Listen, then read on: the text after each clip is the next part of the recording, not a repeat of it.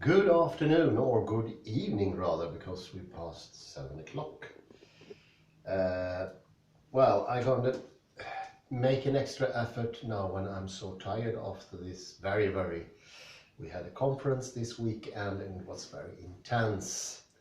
So in this tiredness, I hardly slept. I will see if I can make an effort trying to understand something new. And this was actually the case with Rodolphe Gasché. I did not read him while I was tired, but I read him while I was, how can you say, abroad in Prague for the weekend on a Saturday. And there was a lot of people around me, and that kept me from over-concentrating. Like shutting the space out, and there was a lot of locomotion.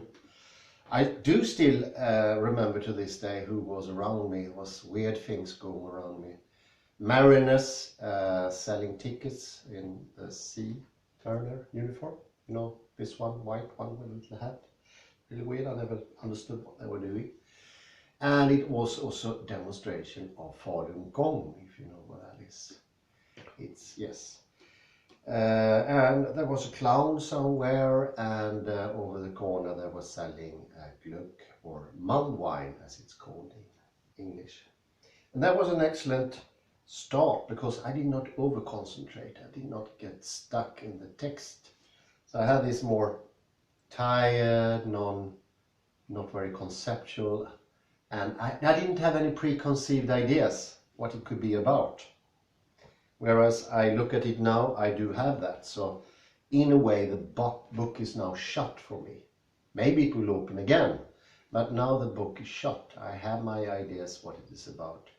But that very special time, when I got the mirror, it really struck me afterwards. And once you understand it, you also got a little bit stuck, not too much. It's the same with this book. If you read it too focused, you will lose its contents. And since I took it up a couple of months ago, I've been listening to some interviews with one of the makers of the book. He's actually not noted on the book, which is really weird.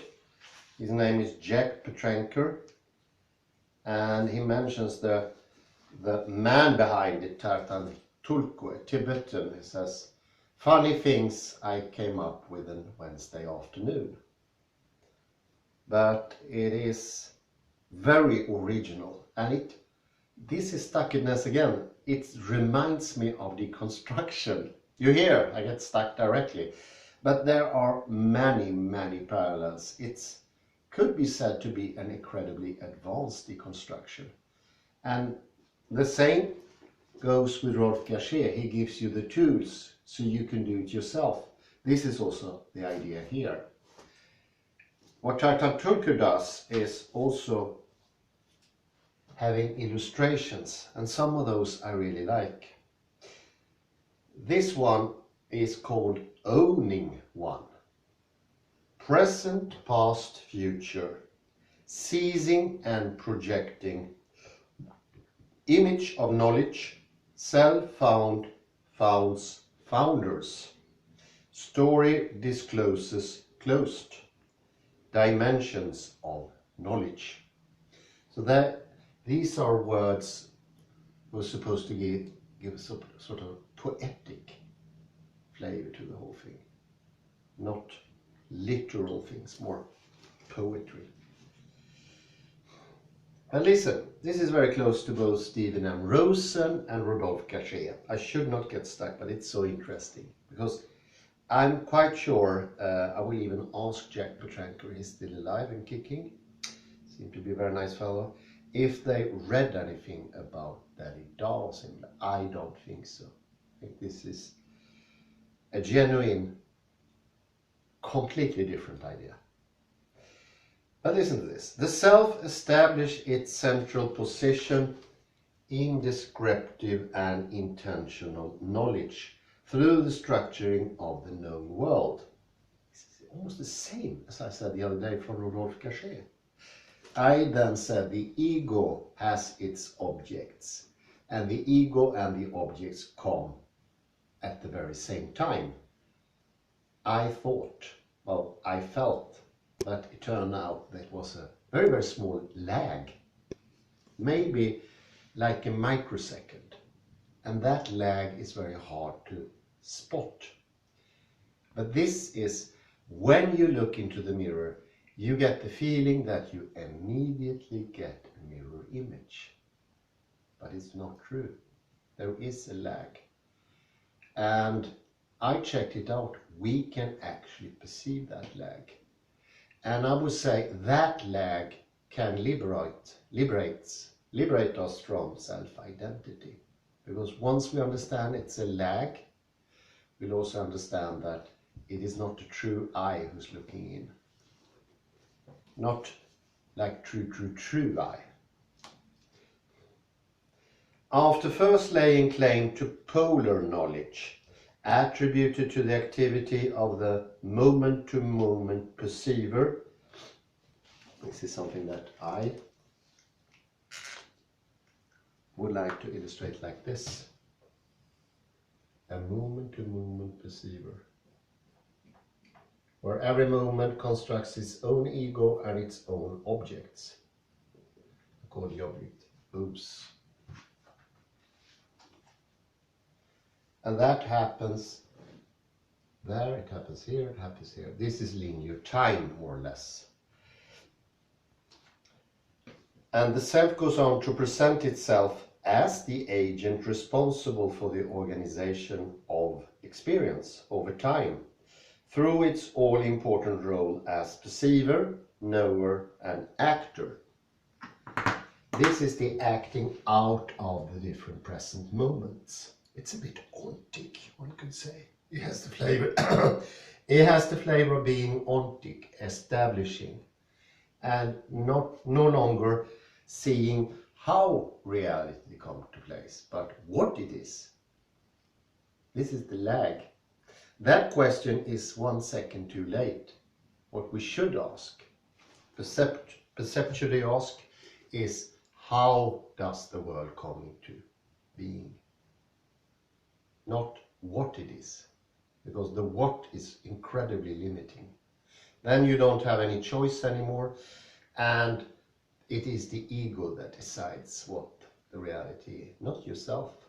Because the ego is coming up when you see the objects, and it's mutually dependent and mutually constructed.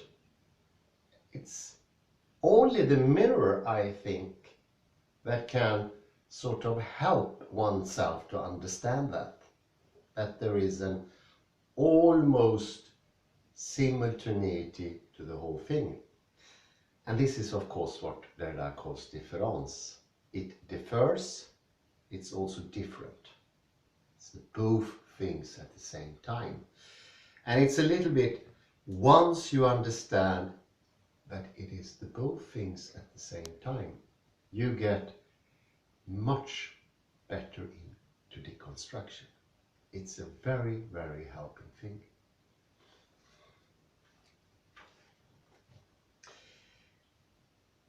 Just as in the space-centered view of objective reality, space itself disappears in favor of objects.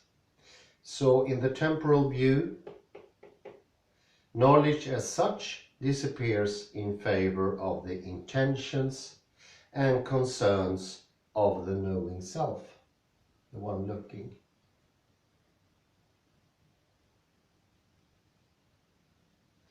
All concepts, categories and definitions, including time and self, trace to the self's interpretative activity. Sorry about the delay. I deferred from the place and I am now different. I was taking out some chestnuts from the oven. We are having chestnuts tonight. Nice and sweet. It is two things that goes hand in hand, and they are simultaneously coming into existence. That in itself is rather difficult, both to understand and to explain and sort of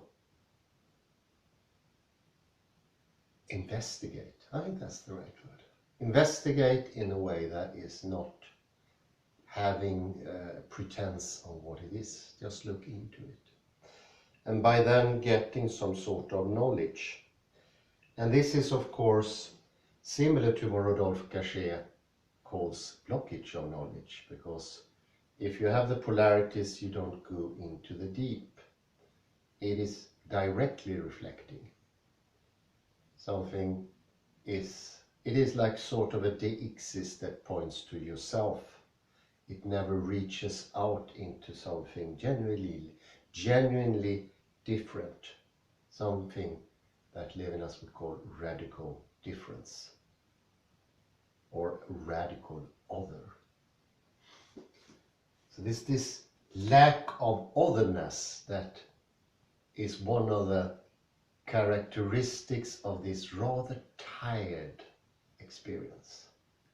It's friction, because you do, I could say, violence to reality by having this structure of what it is. It's not true to reality.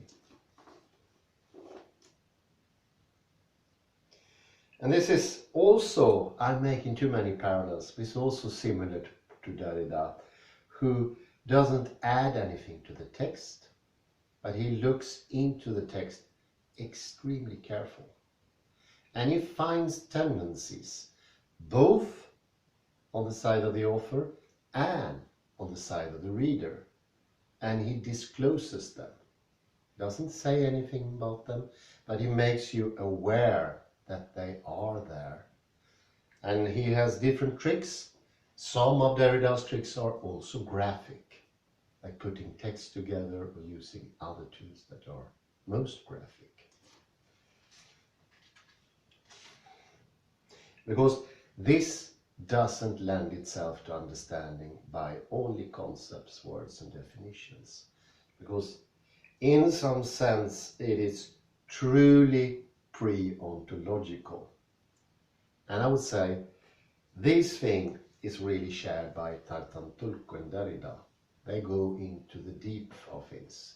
Things gets decided when instead of using second-hand material where everything is already fixed. And your options are incredibly limited. Observations is completed by interpretation to produce the known world. Memory is coupled with anticipation and intention to give coherence and meaning to the flow of events. Acting as a knower, interpreter, and meaning giver, the self seizes the past, authenticates the present, and projects the unfolding of the future. And that is so similar. Authenticates the present by using the past. A little bit like I went for a walk earlier around the local mountain, Raven Mountain or Ramberget. The self is using that story to sort of put the stamp on reality where I am now, puts into sequence, and it gets locked. It's not mobile anymore. And this very lockedness, this is the ego. Then you don't reach into reality, or as Derrida would say, you don't go into the text. There's no depth to the text. You only see superficial polarities. It's like reading through a book very quickly and say, it's about the oppression of women. This is a hierarchical book where the patriarchy is winning or something like that. That is not a careful reading. Not at all.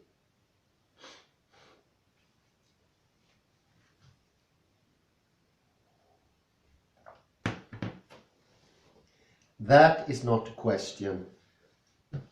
That is not the question how. That is the question what. And the question what is a much lesser question than how.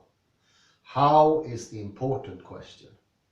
The how question can tell you where, how, and everything. Where does it come from? Why does it come? All those things. This is blocked out here. We are stuck in a what? And the only thing I am able to do with this past, this promenade, if you say that in English, this walk, is maybe change some details, and maybe it brings to my memory I passed somebody who was really smiling intently, which I did. But that's very, very shallow. That's not much meat on the bones. So it's a centeredness we're talking about here, where things get centered, they get locked, and they are no longer energized by difference. This is sort of taking the difference away. Imagine that you were much, much younger than you are now. Your walk around the Raven Mountain would be magical. It would be so many different options. So when your mom or dad asked you when you came back, what have you been doing? You would just say nothing, because there are no words to explain all the options. But as time goes, the mind becomes, what we often say, duller. This is the dullness. And thank God, here is not stemming from the brain, but a certain gestalt or image that automatically puts things on hold and at a distance. And this explains a whole lot. Why is knowledge today so tired?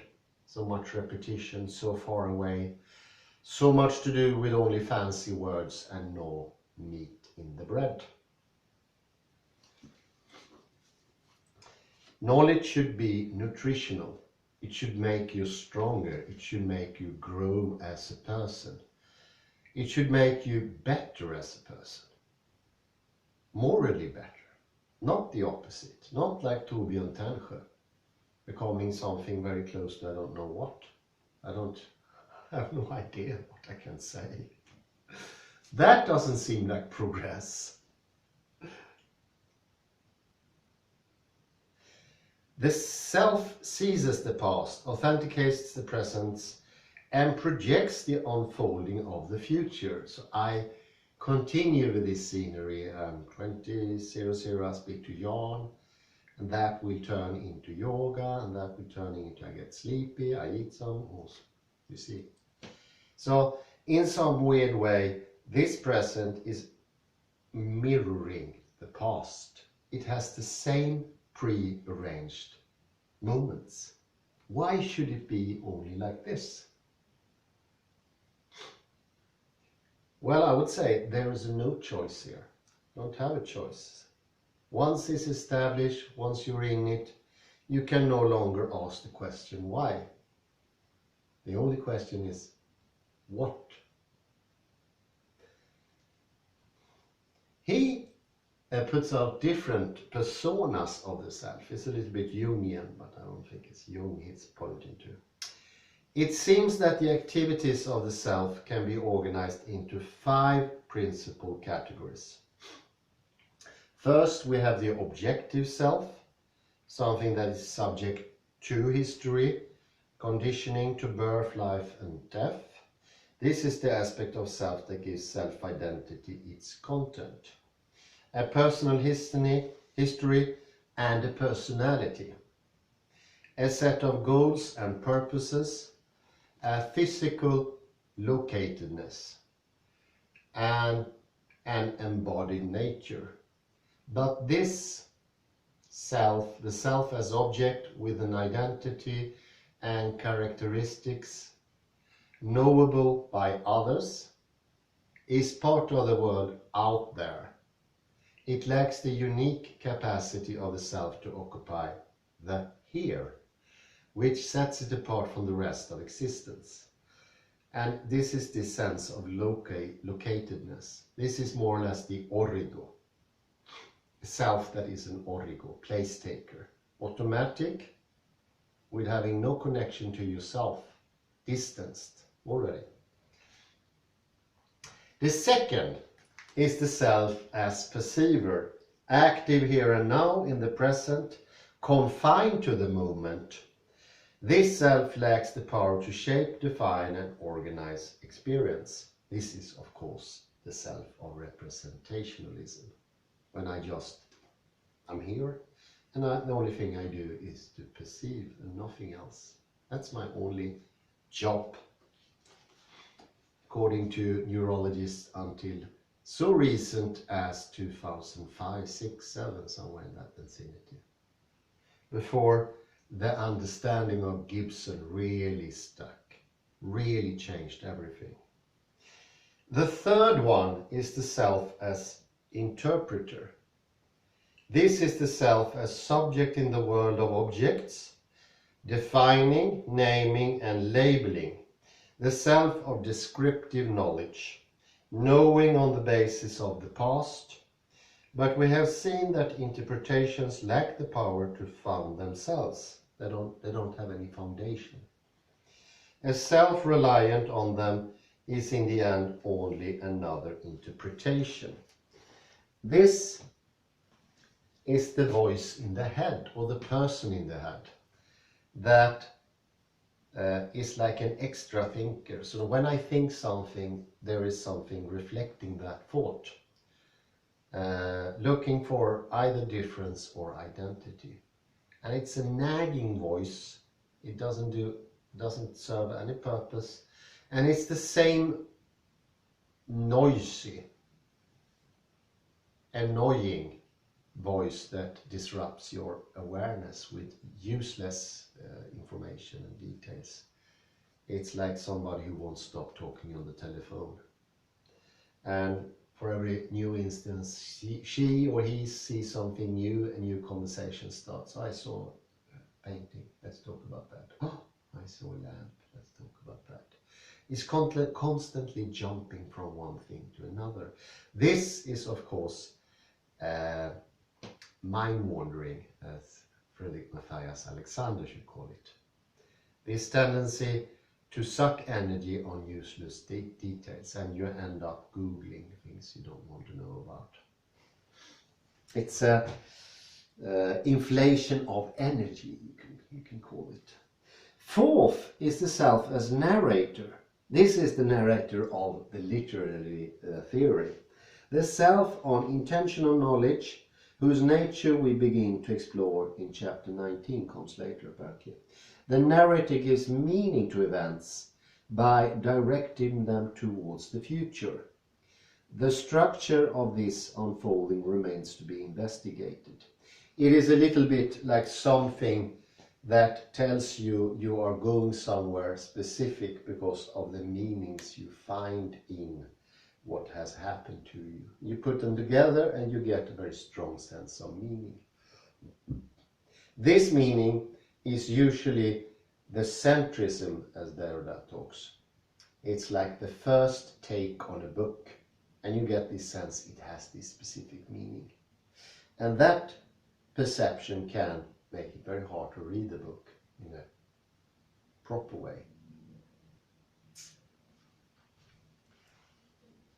And it's also a little bit similar to when you start opening your mouth and somebody already think what you're going to say and interrupts you and put in other things. I have a friend who's like that.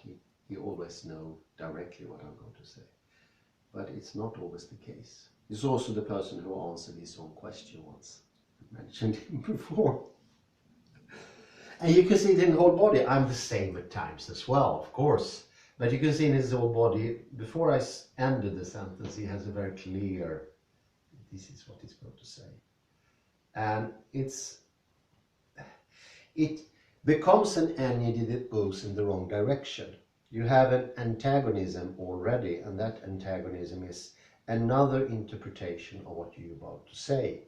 And it robs you maybe a little bit of energy, because you, in the end, you put your foot down. This was not what I was supposed to say. It's not correct. So it's like also a combination of the voice in the head and the narrator, could it be also. So it's somebody who sort of comments what is obvious and what you can already see, or say the same thing in a different way. All those things can go on. The fifth is more this one, is the self as owner and witness, validating experience of reality, invalidating its own identity. The self that underlies and guarantees the perceiver, interpreter and narrator. This is the core self, whose existence is the key to all temporal knowing. So this is like explaining the pre-ontological in terms, to look what is the why of existence. It's trying to put the ontological question in logical terms, in reasoning terms. Not so poetic as Heidegger, not so emotionally. This is rather cold. It's like dissecting the experience. But I think it could, together with Heidegger, do its trick to send you on the right path. Because we have a tendency to listen to this sort of language, because that's the language of the reason. There's also the language of the skilled and the ones that are part of the educational system. And that could actually help you in understanding. It's similar, just gonna take a book here, give me a sec.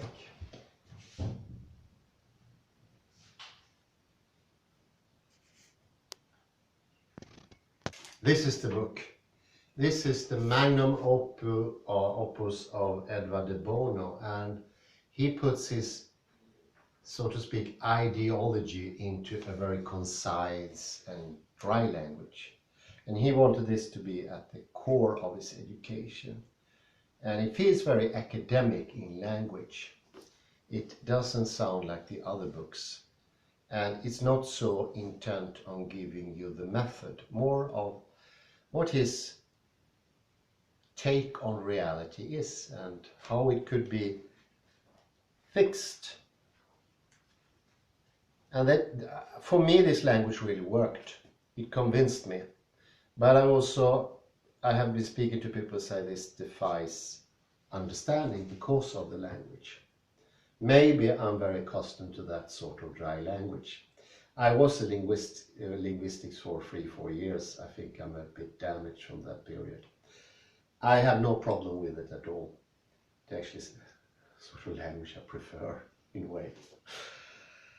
But point is this: by establishing things in a correct manner, almost like the stone logic I was speaking about the other day, you will understand. It's a little bit like the logical argument forces you to acknowledge. So it's not as emotive as Heidegger, that speaks directly to your being and your heart. This more or less a little bit more forces you to think. And for me that did actually work with the De Bono book, because I started to think really, really hard on these problems. And I realized there is a big problem by this division in arguments. For or against, cons and pros. That's an extremely limited way of putting things up. And when I read this, one thing I think this is completely self-evident. Well, it's normal day experience. But the point here is you can deconstruct that. It doesn't have to be perceived that way. And one thing that really makes me happy, I know it wasn't like this when I was younger. There was a much greater openness. And there is a tiredness to my everyday experience now. It's a little bit like the Swedish phrase, I've seen the movie before. Sort of a repetitive, boring instance. And I think this is most interesting, for this is where it starts. This is how it started in the late 18th century, when people actually, more or less from nowhere, started to complaining that they were bored. We had a change in knowledge. I'm speaking about this loads of time in the 18th century. And all of a sudden, what happens? Ordinary people, well, in the higher classes, of course, because they're the only one who could afford to be bored, they did all of them start to feel this boredom. And that's a new take on reality, which is much more limited. This is a limitation. It could be different. And difference, that makes depth. It's something we went to in when we studied Susie Froebel. Not being fractal when you look into time means that you get less time. You get less understanding of the development of time. And today, when we look in time, we are one of these 5 egos or selves. And that is more or less a Pythagorean take on reality. Squarey, circular, triangular, and so forth. Very limited, very constricted. And of course, reading a book when you have such great pretenses of what it is about will rob you of the whole experience. Trust me, I've done it myself. And then maybe, if you're lucky, you can reread the book a couple of years later and you will find out it's marvelous. It has a depth that you perceive. But if you start saying, oh, it's just about a girl who gets in love with a boy and he runs around the heath and screams, you scream, Heathcliff, Heathcliff, something like that. This is a grand book, but this way of talking about it will diminish it severely. And this is also the reason, in my opinion, why we don't read the old masters anymore. Because our fixed idea of what they are about is so fixed, it robs us of the experience. I don't think it's been a movement against Shakespeare, for instance. It is modern man who has changed. These literary masterpieces are no longer available to the flattened mind of the modern man. And since we're talking about quantum mechanics rather than classical physics, the subject has the most important role. How it's trained, how it's skilled, and as Susie Froebel says, if you don't understand fractality, you will not understand anything, because you block out reality yourself. And of course, this becomes a horrible way of solving the situation by labeling every moment the same. You put yourself into prison and you try to save yourself, and in the end you become proud of this or some sort for yourself. So it's a damaging thing, and trust me, I think if you get in that too much, you will bodily get hurt as well. Because there's a difference if you walk around like I did today. I was trying to smile if I could, and that makes a lighter walk. It gets more interesting. You find things. Whereas if I would have looked as bored as I was, I would also felt boredom. Because what you put in is also what you get. Isn't that brilliant? And if you get the interest to put in more, if you think about these things and see, my logical sense tells me it can be different, then you will start to investigate. You will become curious on these things.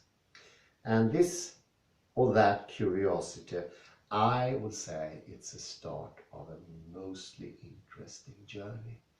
Because just to go into books with Derrida has been incredibly interesting.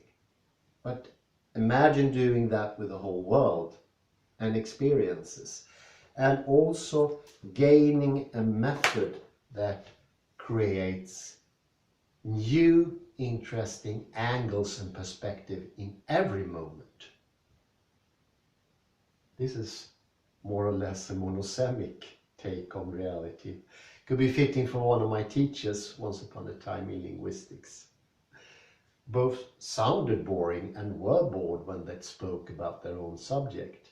For instance, Noam Chomsky's horrible theory, which is, the acronym for it is FNLP. Only that should actually give you the shocks. I think that's enough to send you into cataclysm. We need to have one of those books. It would be very fun. Kalle could bring one of those books from UB and I can show it to you as an audience. Or I print it from the internet. Maybe that's even easier. And I remember the absolute boredom of the person. The more she talked about, the more lacking of energy she sought to be. This is like locking the locks even harder. It's like walking around with a big iron ball with a chain. And you said, I really like my ball I'm dragging around. Look, I painted it pink. Am I not a really marvelous and interesting person? I painted my ball pink. This is more in the style of Derrida, saying what you can do is, if you look carefully, you can get rid of the ball and the chain. Don't have to paint it. And I think modern literary theory is doing this because they no longer have the tools, the intention, or the understanding on how to get into text. So instead they paint their balls. And how do they do it in literary theory today? Well, they use new language, neologisms. That's how it's sold. And that is actually the Yale School of Deconstruction. They took deconstruction and turned it into something vile, awful, like a mechanical system to deconstruct automatically. This is such a disgrace. I would be so angry if I found that out, and he did. I don't know what Derrida's reaction was to that. But I wouldn't be happy if I, for instance, made a marvelous painting. I was never that skilled. But if, I found out somebody was using it as a tablecloth for like dinner parties, spilling wine and cookies all over it. I wouldn't be happy. No. Once we go in and deconstruct the ontological foundations, I don't think there are any limits to what you can deconstruct, because then you have more liberty, more energy, and you have this like creative zest. And that was the message of Edgar de Bono, to make people realize creativity was round the corner. And in this way, those two books are very similar. It wants you to show you the way.